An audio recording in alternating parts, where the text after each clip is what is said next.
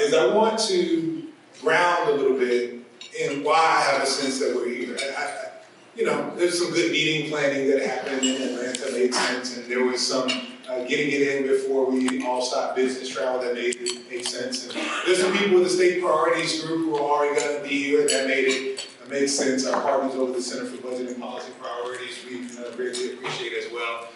But I think there's something else going on in the country, in the universe, on the ground, and among that sphere of influence that is just above us. And I'm not talking about politicians, I'm not talking about powerful people, I'm not talking about money, I'm talking about something transcendent that is going on that calls us into this moral moment and seeks to smile upon the work that you're doing all across the country. And so they asked me for a title, so the title of this is Automatic Benefit for Children, but I really want to dig into this idea of this Kingian principle, this Kingian hope for economic justice. And I'll do so in the context of some of the work we do at CDF, but I also admit that this is not a commercial. There are a few things that I think happen at the end of the year that are appropriate for us to do together as partners across the country for a transformed vision of the economy. Hold on to that for a second. As partners in work and campaigns that are operating in states and communities and localities, also at a federal level, things that seek to bubble up to mean a thing that haven't been 15 minutes yet. To mean a thing in our collective consciousness. It's important for us at the end of a year to begin to engage in some reflection. Reflection has been part of the journey this year at the Children's Defense Fund as we honor 50 years since our founding as a project of the Washington Research Project. Our founding in 1973 as what Mary Wright Edelman, our founder, who was the policy director for the Poor People's Campaign with Dr. King, she calls us the grandchild of the Poor People's Campaign. Yeah. Recognizing that we've been pursuing for 50 years much of the same agenda that she carried around in her little briefcase, or that she held in her DC apartment, which was the official address, the registered address for Resurrection City as an entity. What we've been engaging in this year is a moment of Sankofa. Sankofa. Of the Tweed language that reminds us in this emblem and the symbol of a little bird whose body is facing forward, whose head is facing backward, with an egg in its beak. Sankofa, which means go back and fetch it. Sankofa. A reminder that you cannot progress forward if you do not recall the essence of the things that brought you to the moment where you are now. And I think it's appropriate for us at the end of the year, as we celebrate campaigns and as we consider our strategies, to be engaged in a moment of Sankofa. Let us consider from which we have come. And I want to do this. I want to engage in this moment of Sankofa, recognizing this is your last business trip, and you will re-emerge into meeting somewhere around King Day as a projective corrective into the conversations people are going to have about America's greatest prophet who found home in this place where you gather. Between now and that gathering in January, whether it's outside in the cold with a parade led by leaders, or whether it's in a strategy session appropriately so, or whether it's in some church where you listen to a preacher in a dark suit, a white shirt, a tie, and having a 15-minute speech, opine about a dream. I want to engage in a preemptive corrective with a reminder with what King was fighting for as he came to his demise. And I want to do it with the organizers here because some of this stuff may sound familiar. Can we engage in a moment of Sankofa?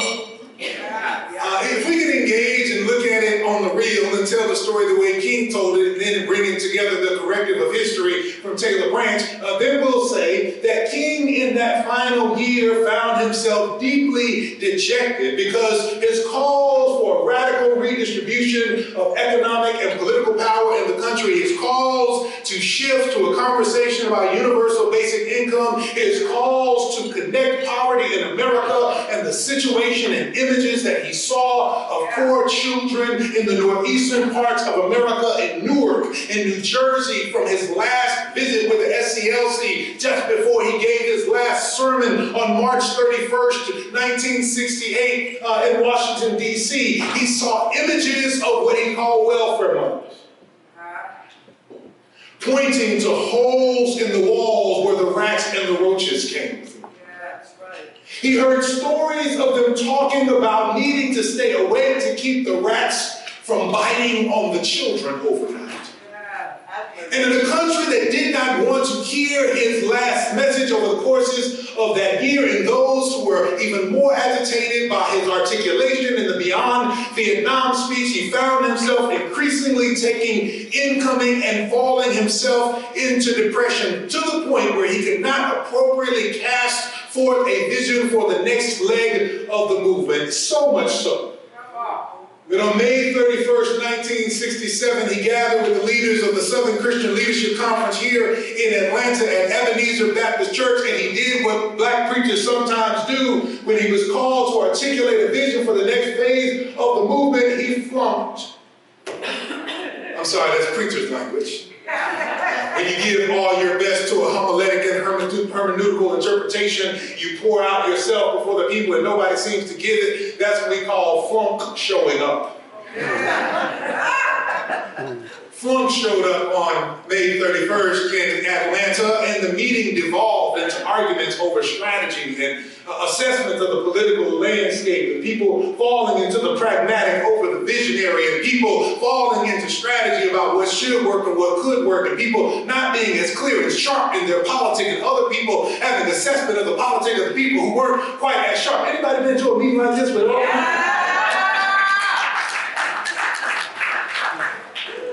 as he fought in a campaign against those giant triplets of racism and militarism and extreme materialism, we like to say poverty, keeps us from the critique on our consumeristic middle classes. He said extreme materialism. The meeting devolved, he was dejected, and the campaign was left without a vision for the next leg. Until this other thing that happened that he left out of his autobiography, but Taylor Branch tells the story of. Taylor Branch, in his trilogy on history of America in the King years, tells the story of this failed meeting in Ebenezer, but then this convening in Virginia, where he learned, King said, he had to look outside of SCLC, gather in conversation with other movement leaders outside of his core infrastructure, and listen to the voices of others. In this meeting, famously, was Joan Baez, one young lawyer by the name of Marion Wright. Other SCLC leaders all gathered together to try to figure out what would be the next leg of this movement. There's something there we shouldn't miss. That movements must learn from movements as much as oppressions learn from oppressions. That progressives must learn from progressives as much as those who seek to conserve, as their moniker, learn from one another. And that inasmuch as there is something for us to add value to in the moments of our policy campaigns, there is much that we have to learn from others who don't look like or sound like us. I can't remember the full list of the people who were in that meeting, but I'm sure that the gentleman who had the street, I walked here down Andrew Young International Boulevard. I'm sure Andy Young was in the meeting, but somehow I can only ever, when I remember this, remember the names of those women. Joan Baez and Marion Wright. I remember the names of those women because when I think about that meeting that devolved into arguments in the life of the church, I think about black preachers with dark suits on that I could only see in that meeting then. There's something about this. Out of that meeting, listening to other voices from other places, maybe it is the clarity for this moment, this last leg of the movement came forth from the voices of these women. Taylor Branch suggested that it was Marion Wright who articulated a proposal for a mobilization and dramatization to bring the poor of the nation to Washington, D.C. in Resurrection City. And that King, and I quote Taylor Branch here, quote, received the proposal as an answered prayer. There was something about listening to women from just outside the core of the organization. Something about listening to voices that had been marginalized in that moment in 1967. Something about listening to those who would not normally get the mic that created clarity for the next leg of the movement. I want to offer Ms. Rose that what you have said this morning is exactly what we ought to go back and get from that Sankofa moment. We ought to consider that those who are actually marginalized. When I say marginalized, I mean a certain thing. I should articulate, I should define. I pastored for 10 years in St. Louis, Missouri, in a tough neighborhood, that had been left by the German immigrants who established it and then left by the middle-class black people who moved into it in the 1960s, so that the only people who were left were the family members of the middle-class black people who could afford to move out to the St. Louis County. And they were, you know, that one family member who hadn't quite made it on their own, so they moved into Big Mama's house. And everybody else had bought their own house. That's who lived around. That's who lived around the church. The people who lived at the church on the parsonage steps were the people who did not have housing, including one brother who lived there because he had a military background. He had worked in the war. He didn't care about living outside. And he had gotten tired of the rules from his family member, his sister, who lived in the family house, who was a member of my church. So he just lived outside, mostly on the parsonage steps. What I learned was that those of us who can make an appointment and keep it are middle class on the world stage. Those who are acted upon by the vicissitudes and challenges of life, who say to you on Thursday, Pastor, I'll be there on Sunday, and really mean it when they say it, but they end up locked up on Saturday night for being in a place where they had no other place to be. I'm talking about those people. Listening to those folk as we talk about actually those who need cash, not those for whom it'll be a little better if they had some, but those who absolutely need it because they are engaged in less than daily subsistence. Centering those folks gives us to a certain kind of clarity. That marginalized voice in this Sankofa moment articulated what the next leg of the movement would be. And I want to offer that that's part of our unfinished work as well. I'm not original in this. It is my dear friend, Dr. Carrie Day from Princeton Theological Seminary, who suggested that the unfinished work of the civil rights movement is the economic liberation of the black women who hold up much of the black community.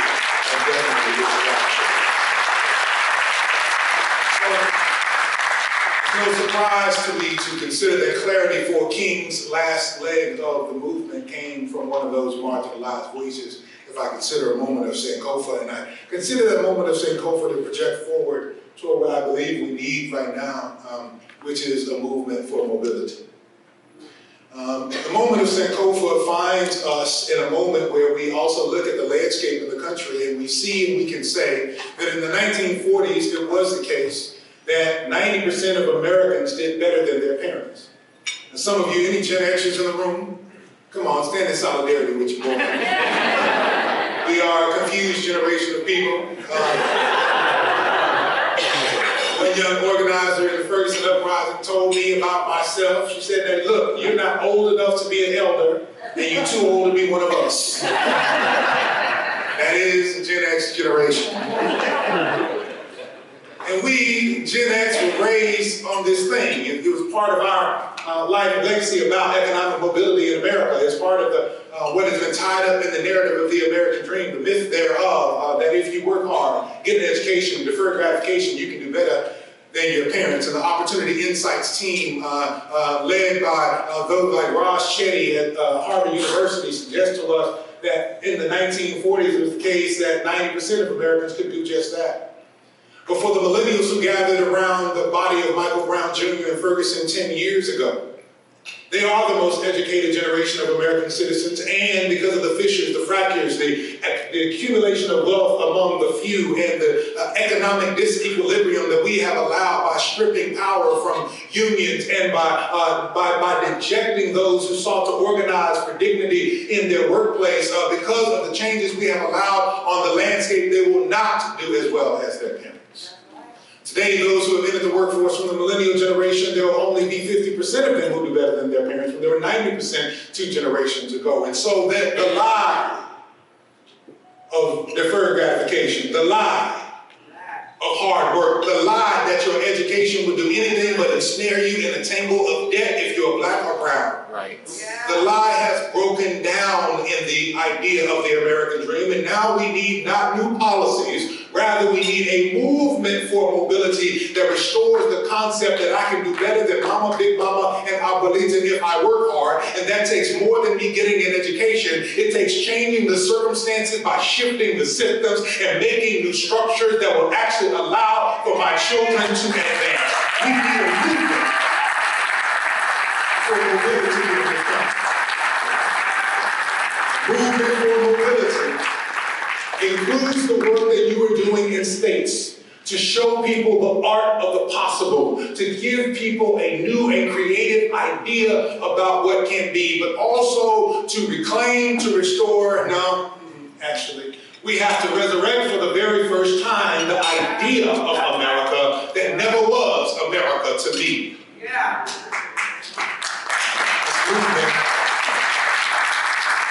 This movement will deliver on the promise for children that they can do better. And it has to start with what King, again, I'm trying to reclaim some history here, what King was really trying to talk about 60 years ago. As the speaker assigned to address economic justice in that March on Washington that many of us celebrated this summer. He was assigned to talk about that bounced check. He was assigned to consider ways in which we might mobilize in order to make sure that our children did better than us. People got his dream tied up to the idea of the American dream, and both of them have broken down, such that when we pay attention to his rhetoric in that last year, he said from the sanctuary at Ebenezer that it had turned into a nightmare. And we began to conjure something better. We also trace, last 5 minutes, we also trace that what came up for him when he talked about something better was the images of poor children in India and Africa. His internationalist perspective caused him to conjure and connect what he saw in Newark, New Jersey, and what was going on across the globe. And when we look across the globe, we can also see some solutions. We can see that in every English-speaking industrialized nation across the face of the globe, there is a permanent child or family allowance that delivers on the rhetorical commitment that our children are our treasure and our greatest promise, and so we will invest in them. They have more than a one-year demonstration project like we had in 2021. That proved two things. Number one, proved the theory of the case that we've been making all along, that when you give cash to families, they will use it to make sure they meet the bills that come on a monthly basis, not annually when the tax return comes. They will use it in order to make sure children have access to out-of-school programs that are no longer free in public schools. They will use it to make sure that parents actually have choices, particularly the women in the family have choices about whether they will deal with the indignities of the workplace or whether they will care for the connection and the attachment that they desire with their children.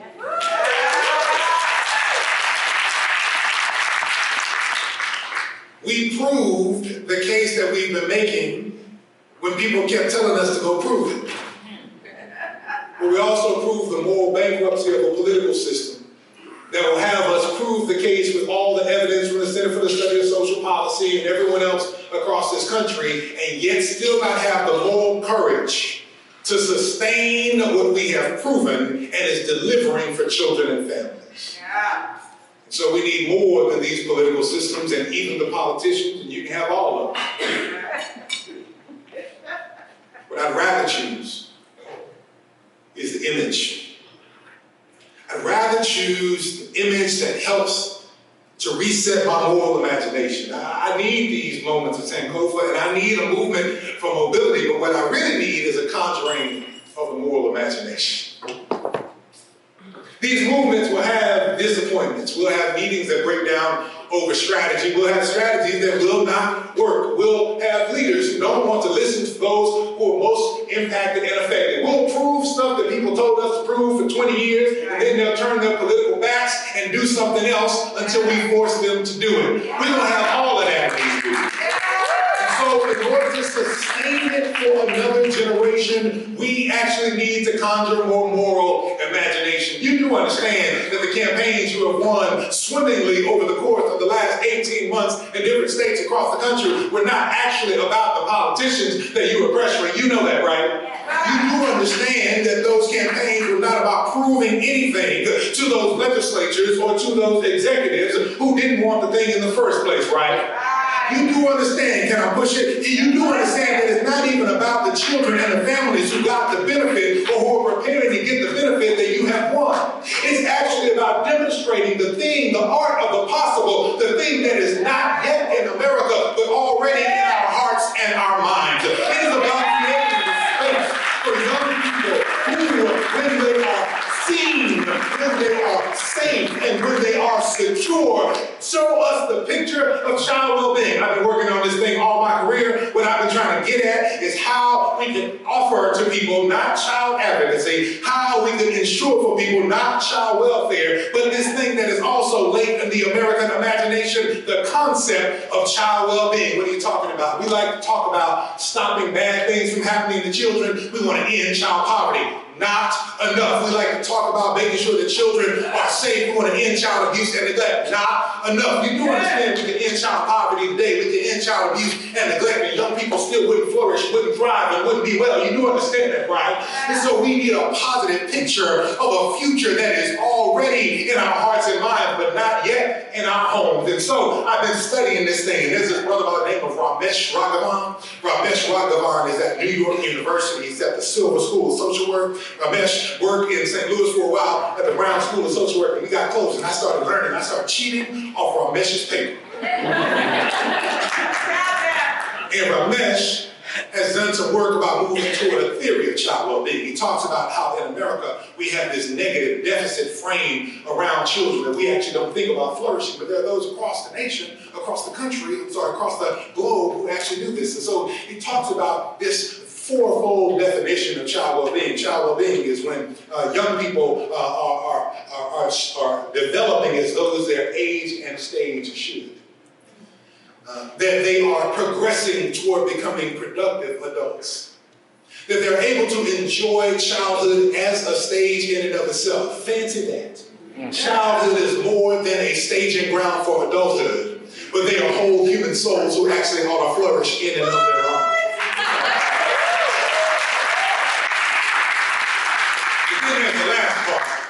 The last part is the community's responsibility to create the conditions for young people to thrive. That's the social work definition of child well-being. I've been working toward it my whole life. Ramesh Raghavan taught me that when I cheated off his paper at the Brown School of Social Work at Washington University in St. Louis. But he couldn't teach me what my daughter Amber Ella Marie taught me. He taught me the sociological definition of child well-being. She showed me what it looked like. My 8-year-old daughter, when we're watching, like my family was last night, watching Celebrity Jeopardy, my wife is the Celebrity Jeopardy champion of the world.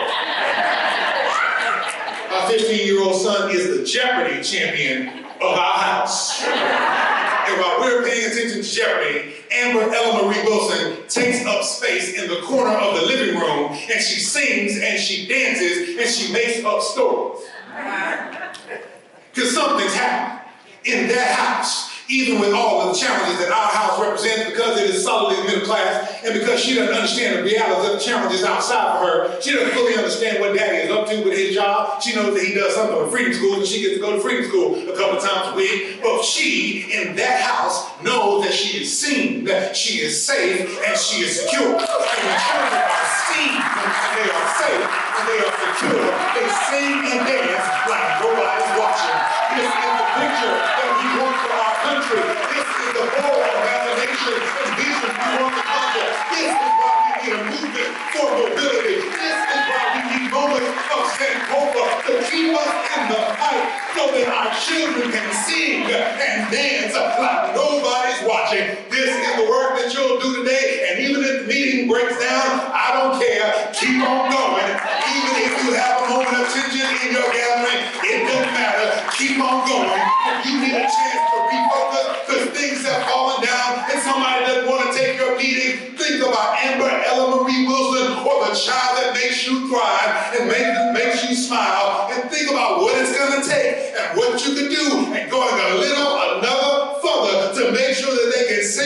and dance like nobody's watching. This is the America that we're working for. This is what this movement is about. Give them cash and give them care so they can sing and dance like nobody's watching.